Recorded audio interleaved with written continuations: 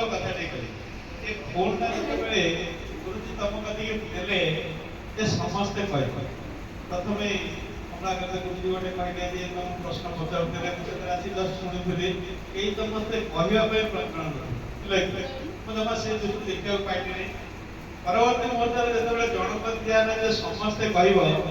କିଛି ନା କିଛି ପାଟିରୁ ବାହାରିଲା ନା ନାହିଁ ନିଜେ ଠିକ ଅଛି କୁହ ତମର ନଥିବା ମନ ନାହିଁ କହିବାର ସାହସ ପାଉନି ଡରି ଯାଉଛି କାଳେ ଭୁଲ ହେଇଯିବି କି ଏମିତି ଅନେକ ଚିନ୍ତା କରିକି ମୁହଁକୁ ପୋତି ଦଉଥିଲ କି ଗୋଟେ କଣ ଚାପିକି ରହିଯାଉଥିଲ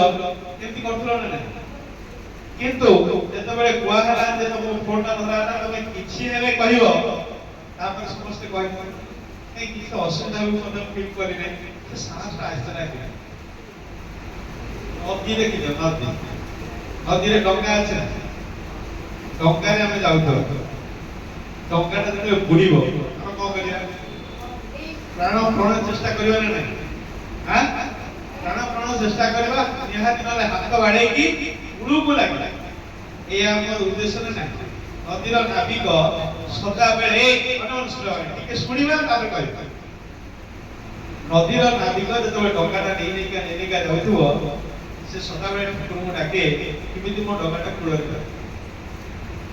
ଯଦି ଦୈବ ଦୁର୍ଘଟଣା ଭିତରେ ଡଙ୍ଗାରେ କେମିତି ହେଇକି ଓଲଟି ପଡ଼ିଲା ସେ ସଦା ସର୍ବଦା ଚାହିଁବ ମୋର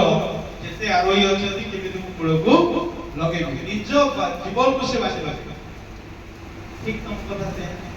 ବର୍ତ୍ତମାନ ତମେ ନଦୀ ଭିତରକୁ ଡଙ୍ଗା ନେଉଛ ଆଜିକା ଡେଟ୍ ଠାରୁ ତମେ ନଦୀ ଭିତରକୁ ଡଙ୍ଗା ନେଉଛ ବୁଝିପାରିଲ ନା ନାହିଁ ତା କଥା ବୁଝିହେଲା ଆଉ ଟିକେ କହିବ ବର୍ତ୍ତମାନ ତମେ ଡଙ୍ଗାର ନାବିକ ଅଛ ତମ ପଛପଟେ କିଏ କିଏ ରହିଲେ ପିତା ରହିଲା ଗୁରୁଜୀ ଗୁରୁମା ରହିଲେ ବାପା ମା ରହିଲେ ମୋ ପୁଅ ଝିଅ କଣ କଲା ବର୍ତ୍ତମାନ ଆଗକୁ ବଢିଲା ମାନେ ଡଙ୍ଗାଟାକୁ ନବା ପାଇଁ ତମକୁ ସଂସାସ ଯୋଗେଇଲେ କିଏ ତମେ ଏଇ ଗୁରୁଜୀ ଗୁରୁମା ବିଦ୍ୟାଳୟ ତମ ପୁରା ଫୁଲ ଦମରେ ପୁରା ପ୍ରମ୍ପଟଲି କରିଦେଲେ ଯେ ଏ ପରଫେକ୍ଟ ନାବିକ ଅଛି ନିଶ୍ଚିତ ଭାବରେ ସେ ପାର କରି ପାରିବ ଏ ଆଶା ତାଙ୍କର ପ୍ରଚୁର ପରିମାଣରେ ଭରପୁର ହେଇକି ରହିଲା। ଏବେ ତମେ ଡଙ୍ଗା ବାହିକା ଯାଏ କେମିତି ଚାଲିବା ତାକୁ ବି ଟିକେ କହିବାକୁ ତାକୁ ବି ଖୋଲୁଛୁ ବର୍ତ୍ତମାନ ହେଲେ ମାନେ ନାବିକ ଡଙ୍ଗାଟାକୁ ଧରିଲ ଅଷ୍ଟମ ପାସ୍ କଲ ପୁଣି ନବମ ଯିବ ପୁଣି ଦଶମ ଯିବ ଦଶମ ପରେ ପୁଣି ତମେ ଯୋଉ ଏମ୍ କହିଲ ମୁଁ ପ୍ରଶାସନିକ ଅଧିକାରୀ ହେବି କିଏ କହିଲା ମୁଁ ଲେକ୍ଚର ହେବି କିଏ କହିଛି ମୁଁ ଡାକ୍ତର ହେବି କିଏ କହିଛି ମୁଁ ଯନ୍ତ୍ରୀ ହେବି କିଏ କହିଛି ମୁଁ କଳାକାର ହେବି ଏମିତି ଅନେକ ତମ ସ୍ୱପ୍ନ ମଧ୍ୟ ସେଥିରେ ରଖିଛ ସେ ସ୍ୱପ୍ନଟାକୁ ଯୋଉ ଦିନ ସାକାର କରିବ ସେଇଦିନ ତମ ଡଙ୍ଗାଟା କୂଳରେ ଲାଗିବ। ଏବେ ବୁଝିହେଲା ନା ଆଉ ଟିକେ ବୁଝିହେଲା ନା ତାହେଲେ ତମ ଡଙ୍ଗାରେ ଏବେ ନାବିକ କୂଳକୁ ଲଗେଇବା ପାଇଁ ଚେଷ୍ଟା କରିବ ନା ନାହିଁ ନିଶ୍ଚିତ ଭାବେ ମୋର ଆଶୀର୍ବାଦ ଅଛି ତମେ ଯେତିକି କଥା କହିଛ ମୁଁ ସମସ୍ତ କଥା ଶୁଣିଛି ତମେ ମଧ୍ୟ ସେଥିରେ କାର୍ଯ୍ୟ ହେଇପାରିବ ସଫଳତାର ନିଶ୍ଚିତ ଭାବରେ ହାସଲ କରିକି ହିଁ ରହିବ କାରଣ ସେ ଦୃଢ ଇଚ୍ଛା ଶକ୍ତି ତମ ପାଖରେ ହିଁ ଅଛି ତମେ କରିପାରିବ ଏବଂ କରିବା ପାଇଁ ଏବେଠୁ ଚେଷ୍ଟା କରିବ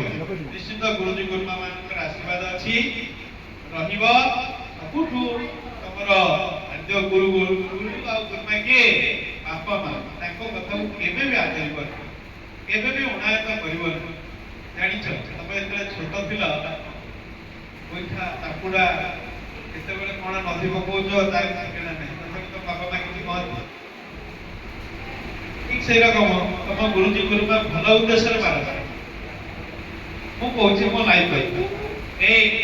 ମୋ ଜୀବନର କଥା କହୁଛି ମୁଁ ଯେତେବେଳେ ଛୋଟ ହେଇଥିଲି ମୁଁ ଗାଁରେ ପଢିଛି ମୁଁ ବାହାରେ ପଢିଛି ରଥ ସାର୍ ବୋଲି ଜଣେ ସାର୍ ଥିଲେ ମୋର ସେ ଖୁବ ପାଠ ମୁଁ ତ ପାଠ ଏବେ କମ ଅଛି ଆମକୁ ପୁରା ହାତଟାକୁ ଏମିତି ଧରିବେ